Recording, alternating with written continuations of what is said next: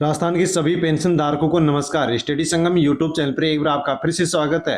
दोस्तों, यदि आप या अपने परिवार का कोई भी सदस्य राजस्थान में सामाजिक सुरक्षा पेंशन योजना के माध्यम से पेंशन लेता है, तो दोस्तों राजस्थान में पेंशन धारकों के लिए बड़ी अपडेट आ चुकी है। साथियों, वृद्ध, विधवा, विकलांग जो भी पेंशन धारक हैं, उन सभी के लिए अच्छी अपडेट आई है। यानी कि दोस्तों, पेंशन पर अब यहाँ पर 4 नए नियम लागू कर दिए गए हैं। कौन कौन से नियम लागू किए गए हैं और 5,000 रुपए पेंशन किसको मिलेगी, बड़ी अपडेट यहाँ पर पेंशन को लेकर के आ चुकी है। इसके बारे में हम पूरी जानकारी लेने वाले हैं। साथ में दोस्तों, राजस्थान पेंशन जो कि सामाजिक सुरक्षा पेंशन योजना है, जिसमें बड़ा घोटाला सामने आ गया है। साथियों, इस घोटाले की अब सरकार के द्वारा जांच की जा रही है और इसकी वसूली की तैयारी की जा रही है। साथियों, किस प्रकार से घोटाला हुआ है, इसके बारे में भी हम जानने वाले हैं। इसके अलावा दोस्तों, राजस्थान के जो भी साथियों राजस्थान के यहाँ पर 70 साल से अधिक उम्र के महिला पुरुष हैं, यानी कि सीनियर सिटीजन है, उनको अब घर पर आवश्यकता के अनुसार फ्री दवाई पहुंचाई जाएगी। इसके लिए साथियों एक नई योजना शुरू कर दी गई है। तो पेंशन धारकों के लिए बड़ी अपडेट आ चुकी है, जिसके बारे में यहाँ पर हम वीडियो में जानकारी ले रहे हैं कि राजस्थान की सामाजिक सुरक्षा पेंशन योजना के माध्यम से जिन भी पेंशन धारकों को पेंशन मिलती है, उनके लिए क्या कुछ नई अपडेट निकल करके आई है। दोस्तों, यदि आप भी पेंशनर हैं तो अवश्य वीडियो को एंड तक जरूर देखें और पूरी जानकारी लें, ताकि आपको जानकारी हो सके कि कौन से नए नियम लागू किए गए हैं, कौन कौन सी बड़ी खुशखबरी आपके लिए आई है, क्या कुछ अपडेट यहाँ पर निकल करके आई है। अन्य लोगों तक भी वीडियो को आप अवश्य ही सेंड करें ताकि सभी लोगों तक जानकारी पहुंचे। और दोस्तों, चैनल पर नए हैं तो स्टडी संगम यूट्यूब चैनल को सब्सक्राइब अवश्य कर ले, ताकि आगे भी इसी प्रकार की जानकारी आप तक पहुंच सके। दोस्तों, देख सकते हैं कि बड़ी अपडेट, बुजुर्गों के लिए एक नई योजना राजस्थान की सीएम भजनलाल शर्मा के द्वारा शुरू कर दी गई है। राजस्थान बुजुर्गों को अब घर बैठे ही मिलेगी जरूरी दवाई, सीएम की अनूठी पहल। साथियों, नई योजना यहां पर बुजुर्गों के लिए शुरू कर दी गई है। जिनकी भी उम्र 70 साल या इससे अधिक है, उनको घर बैठे फ्री दवाई दी जाएगी। मुख्यमंत्री भजनलाल शर्मा ने प्रदेश के बुजुर्गों के लिए एक अनूठी पहल की घोषणा की है। अब 70 वर्ष से अधिक आयु के वृद्धजन महिला पुरुष को जरूरी दवाई घर बैठे उपलब्ध कराई जाएगी।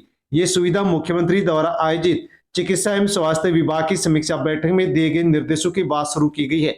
मुख्यमंत्री ने कहा कि इस योजना को सुचारू रूप से लागू करने के लिए पहले किसी एक जिले में पायलट प्रोजेक्ट के रूप में शुरू किया जाएगा, और यदि योजना सफल होती है तो चरणबद्ध तरीके से इसको पूरे राजस्थान में लागू किया जाएगा और राजस्थान की सभी 70 साल या इससे अधिक के जो महिला पुरुष हैं, बुजुर्ग हैं, उनको आवश्यकता के अनुसार घर पर ये दवाई पहुंचाई जाएगी। तो साथियों, बड़ी अपडेट यहाँ पर बुजुर्गों के लिए आ चुकी है, जो कि यहाँ पर एक अच्छी खुशखबरी यहाँ पर हम कह सकते हैं। इसके अलावा दोस्तों, दूसरी बड़ी खुशखबरी यहाँ पर आई है कि लंबे समय से पेंशनर मांग कर रहे थे, सरकार ने 70 उम्र पार पर लागू कर दिया।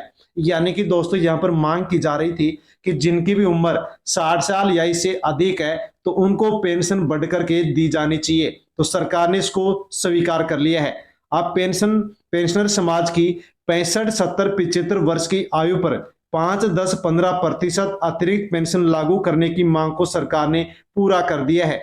जारी अधिसूचना के अनुसार जिन भी पेंशनर ने 70 साल की उम्र पार कर ली है, अब उनको मूल पेंशन से 5% अधिक पेंशन बढ़ करके मिलने वाली है। यानी कि दोस्तों, यदि किसी भी महिला पुरुष की उम्र 70 साल या इससे अधिक है, तो अब उनको जो पेंशन मिल रही थी वो 5% पेंशन हर महीने बढ़ करके मिलने वाली है, जो कि राजस्थान की सीएम भजनलाल शर्मा के द्वारा यहाँ पर ये बड़ी अपडेट दे दी गई है। दोस्तों, राजस्थान में यदि पेंशनर की हम बात करें तो कुल 77,72,000 राजस्थान में सामाजिक सुरक्षा पेंशन योजना के माध्यम से पेंशन लेने वाले पेंशनधारी हैं।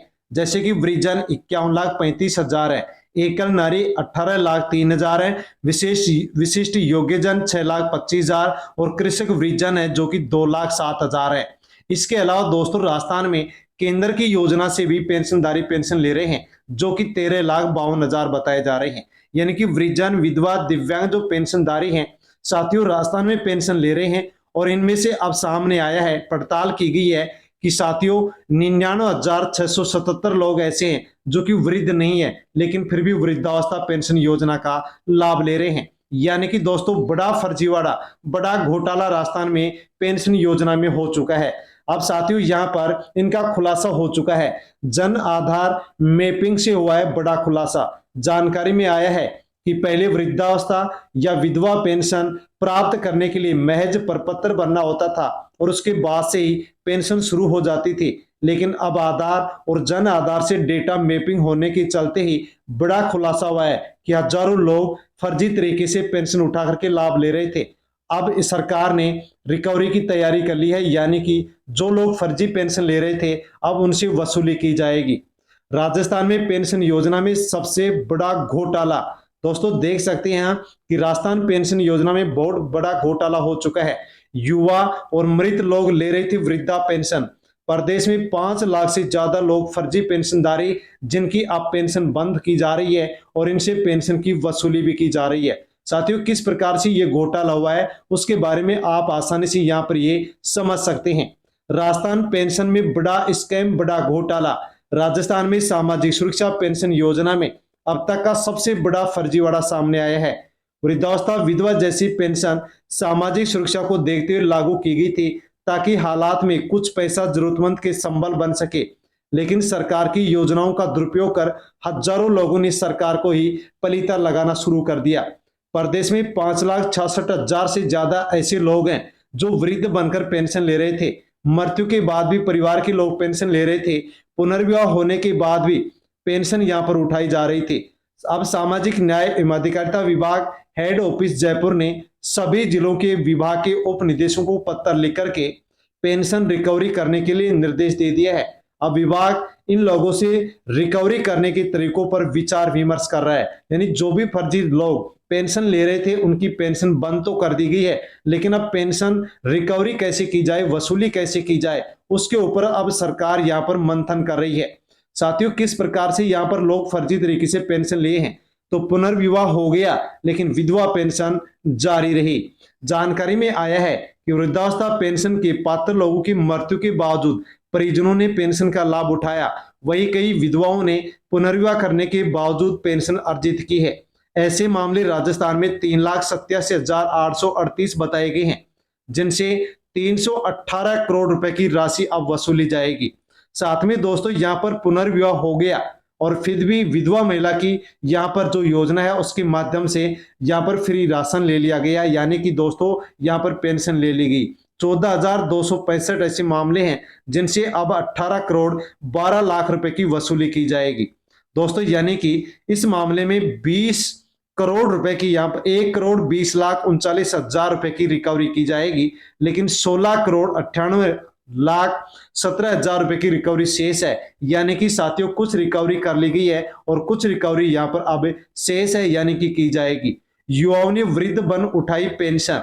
साथियों जानकारी में आया है कि जिनकी वृद्धावस्था पेंशन के लिए पात्रता की उम्र नहीं थी लेकिन फिर भी वो पेंशन उठा रहे थे, यानी कि 40 से 45 साल के आयु के जो लोग हैं वो वृद्ध बनकर के फर्जी तरीके से पेंशन ले रहे थे। अब ऐसे लोगों से सरकार वसूली करने जा रही है, यानी कि दोस्तों अब फर्जी लोगों से यहाँ पर सरकार अब यहाँ पर पेंशन की वसूली करेगी। सामाजिक सुरक्षा पेंशन योजना में साथियों यदि हम देखें तो पात्रता की जो शर्तें हैं वो है कि राजस्थान का मूल निवासी हो, परिवार की सालाना आय 48,000 से कम हो, पुरुष की आयु 18 वर्ष, महिला की आयु 55 वर्ष, और साथियों यहाँ पर जो विकलांगता प्रमाण पत्र है वो 40% से अधिक होना चाहिए। 2025-26 के बजट में राजस्थान में 90 लाख से अधिक पात्र लोगों को पेंशन दी गई, लेकिन इनमें से साथियों 5 से 6 लाख लोग हैं जो कि फर्जी पाए गए हैं। अब इनकी पेंशन बंद कर दी गई है और इनसे सरकार अब पेंशन की वसूली करने जा रही है।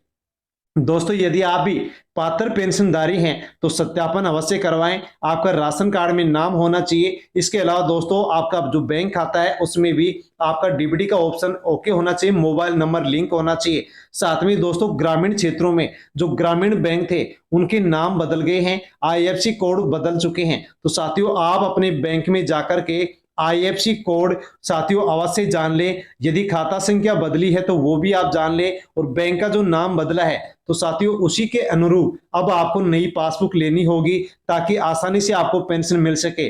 वरना दोस्तों आईएफएससी कोड बदलने से, बैंक का नाम बदलने से, बैंक का जो आपके अकाउंट नंबर है वो बदलने से यहाँ पर डीबीटी के माध्यम से पेंशन आपके अकाउंट में नहीं पहुंचेगी। साथियों आगे जानकारी लेते हैं कि अब आपको कितनी पेंशन मिलेगी।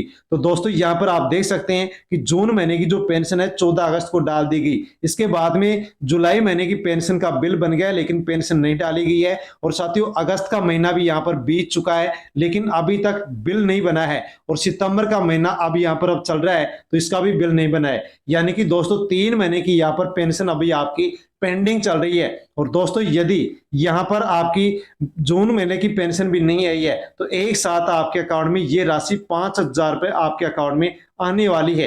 तो साथियों पेंशन को लेकर के बड़ी अपडेट थी, जिसके बारे में हमने जाना है कि कौन कौन से यहाँ पर नए नियम लागू हुए हैं। और साथियों यहाँ पर पेंशन घोटाला की वसूली शुरू हो चुकी है, और जो भी बुजुर्ग हैं उनको घर पर फ्री अब दवाई पहुंचाई जाएगी, जिसकी जानकारी हमने वीडियो में ली है।